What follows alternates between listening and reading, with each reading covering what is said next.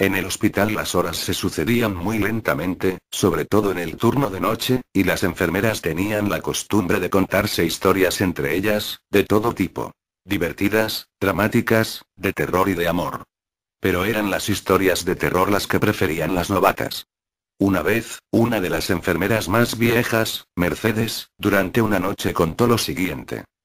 Hace mucho tiempo, en la década de los 70, tuvimos como paciente a un anciano de unos 80 años, el señor Moore, que llegó al hospital con un cuadro agudo de peritonitis. Lo operaron de urgencia y en esa misma operación descubrieron que sus tripas estaban carcomidas por el cáncer. Los doctores cerraron la herida y luego lo pusieron en la sala del pabellón 3, donde generalmente van a parar los pacientes que ya no tienen más remedio. Nadie quería atender al señor Moore. Las drogas y el dolor lo habían vuelto loco. Era muy agresivo y mordió en varias ocasiones a las enfermeras más distraídas. Lo ataron a la cama, pero aún así trataba de mordernos si nos acercábamos demasiado. Sus dientes castañeaban en el aire y aún recuerdo ese ruido escalofriante que hacían al chocar entre sí. Tic tic tic tic. Una noche, escuché el timbre de uno de los pacientes y al ver el tablero me di cuenta que se trataba de la habitación de Moore. Como yo era la más nueva, generalmente me mandaban a mí, por lo que no tuve más remedio que ir a ver qué pasaba. Pero cuando llegué a la habitación me encontré con una sorpresa. La cama de Moore estaba vacía, y había sangre en el centro de las sábanas. Mucha sangre. El paciente que compartía la habitación con él era quien había apretado el timbre, para alertarnos.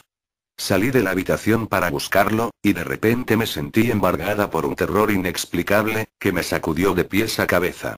Ustedes saben que el pabellón 3 es un lugar de por sí tétrico, la gente muere ahí todos los días, se escuchan lamentos, llantos, gemidos. Los pasillos siempre están mal iluminados y huelen muy mal, aunque una termina por acostumbrarse. Miré hacia abajo y vi que un rastro de sangre se dirigía hacia los ascensores. Seguí el rastro con la mirada y al llegar al extremo del pasillo, donde hay una curva, vi que algo se arrastraba sobre el suelo. Parecía una serpiente, al principio pensé que era una serpiente, pero luego, con horror, me di cuenta que se trataban de las tripas del señor Moore. Se le había abierto la herida y arrastraba las tripas como una horrible cola de unos 10 metros de longitud. Se tambaleaba en dirección a la puerta abierta del ascensor, con aquella asquerosidad siguiéndolo. Corrí hacia él y resbalé en la sangre del piso. Y creo que fue una suerte, porque cuando el señor Moore se metió al ascensor se dio vuelta y me sonrió. Fue la sonrisa más maligna y demencial que vi en mi vida. Sus ojos estaban negros por el dolor o la locura. Apretó el botón de la planta baja, y las puertas del ascensor se cerraron. Y gran parte de sus tripas había quedado afuera. No necesito decirles lo que ocurrió cuando el ascensor bajó, tampoco quiero hacerlo, porque fue repugnante y estremecedor.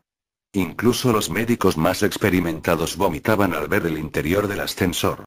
Pero el horror no terminó allí.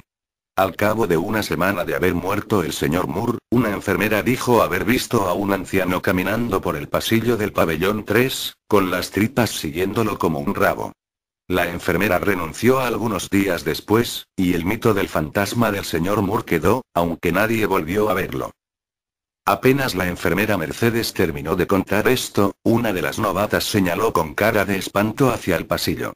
Allí, a través de la puerta entreabierta, podía verse un intestino largo y ensangrentado, que con lentitud de gusano se arrastraba sobre el suelo en dirección a los ascensores.